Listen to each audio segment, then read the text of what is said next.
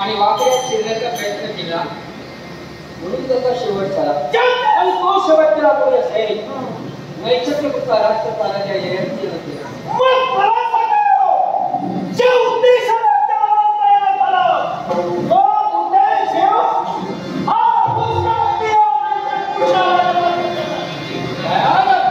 सांगायचंय आपण इथपर्यंत आला एक बंधू जगाचा आश्रय मारणे आणि मरणे हे कुणाच्याही हाती नाही पण दुरावलेला मृत्यू आपल्या जीवनात कोणीही ओढून देऊ नये हे माझी प्रामाणिक भावना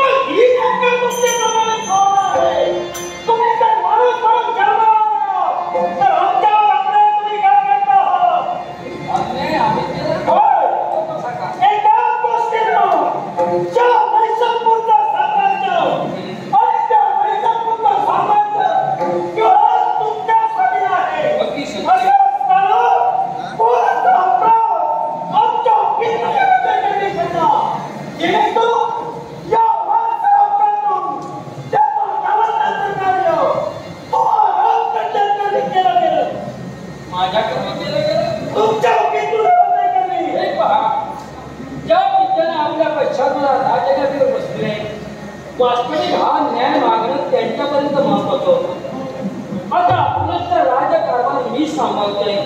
अर्थात मला ज्याला विसरून चला तुम्ही जिथं आहे तिथं तुम्ही सुखी राहा पण या डोळ्याजवळ करण्याचा प्रयत्न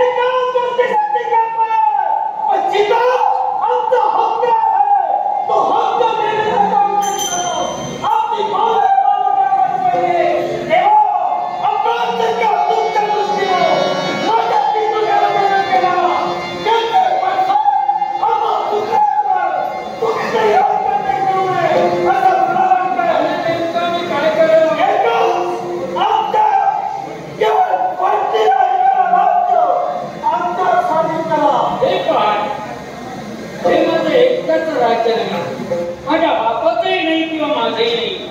हे राज्य आहे ते जनतेचं आहे आणि त्याची पाहणी करण्याचा अधिकार मला मिळतो.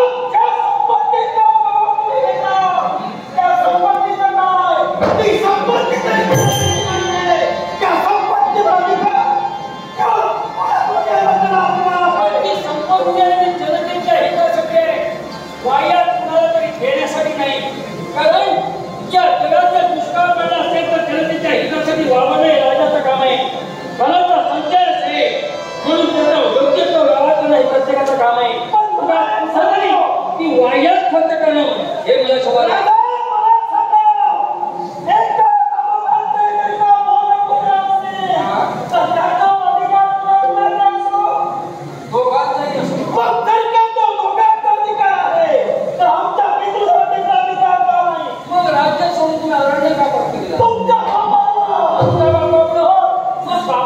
केला नाही आणि आता माझा जो प्रश्न निर्माण करतात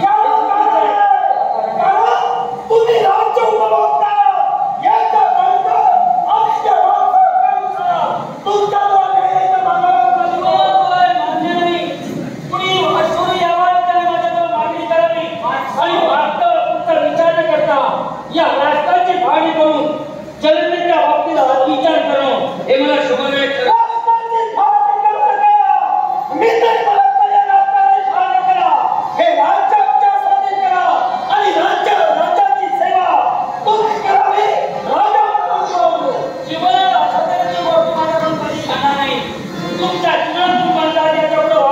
राजाने तुम्ही बोला पण इथं राहण्यासाठी आम्ही तुम्हाला द्यावं यातही माझा सर्व पक्षपात होणार नाही कारण कुणीतरी यावं आणि आपल्या जीवनात काहीतरी मागावं मी होकार देतात जनतेच्या बाबतीत गैरव्यवहार करा